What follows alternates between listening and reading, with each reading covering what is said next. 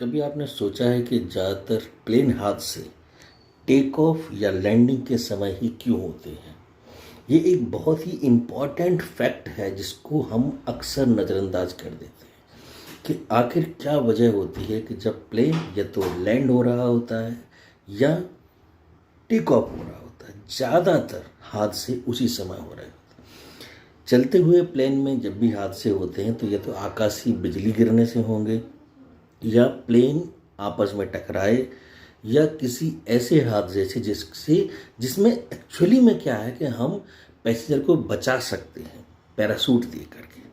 लेकिन ये take off और लैंडिंग का समय ऐसा होता है जिसमें दुर्घटना को बिल्कुल नहीं टाला जा सकता है, क्योंकि ज़मीन छूटती नहीं है, आसमान में इतनी ऊंचाई पे होते नहीं हैं।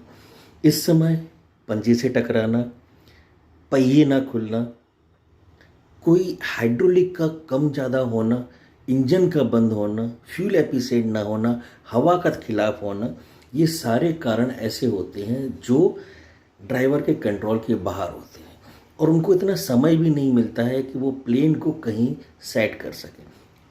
कई बार ऐसा होता है कि पास में कोई नदी हो तो वहाँ पर प्लेन को डाउन कर सकते हैं, लेकिन ये संभावनाएं बहुत कम होती हैं, ख़ास तौर से लैंडलॉक सिचुएशन में।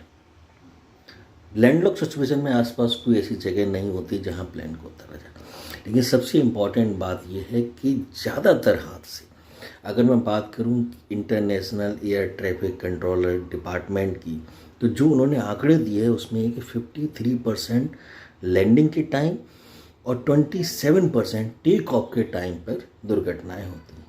यानी कि ये दो समय ऐसे होते हैं जब यात्रियों को आप सुरक्षित निकाल ही नहीं सकते, क्योंकि कैसे निकालेंगे आप, समय ही नहीं होता। हाँ, आपका प्लेन हवा में उड़ रहा है, ज़मीन से हज़ारों फीट की ऊंचाई पे उड़ रहा है और अचानक से दोनों इंजन बंद हो गए, फिर भी प्लेन एकदम से नीचे नहीं गिरेगा। कम से कम 8 से 10 मिनट का टाइम मिलता है और उस दौरान आप सारे पैसेंजर को एग्जीक्यूट करा सकते हैं, सारे पैसेंजर को पैराशूट देकर जंप करा सकते हैं।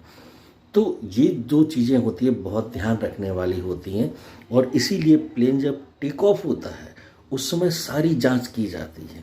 ये अभी जो हादसा हुआ है गुजरात अहमदाबाद में, ये शायद किसी ऐसी लापरवाही का नतीजा है, क्योंकि इसमें ऐसा नहीं था कि पंछी टकराया हो, ऐसा नहीं था कि फ्यूल ना हो, लेकिन यहाँ पर जो एक्चुअल में जो चेकिंग थी, जो टेस्टिंग थी, वो सही से नहीं हुई। यानी कि जो क्लियरेंस मिलना चाहिए था वो सही नहीं था।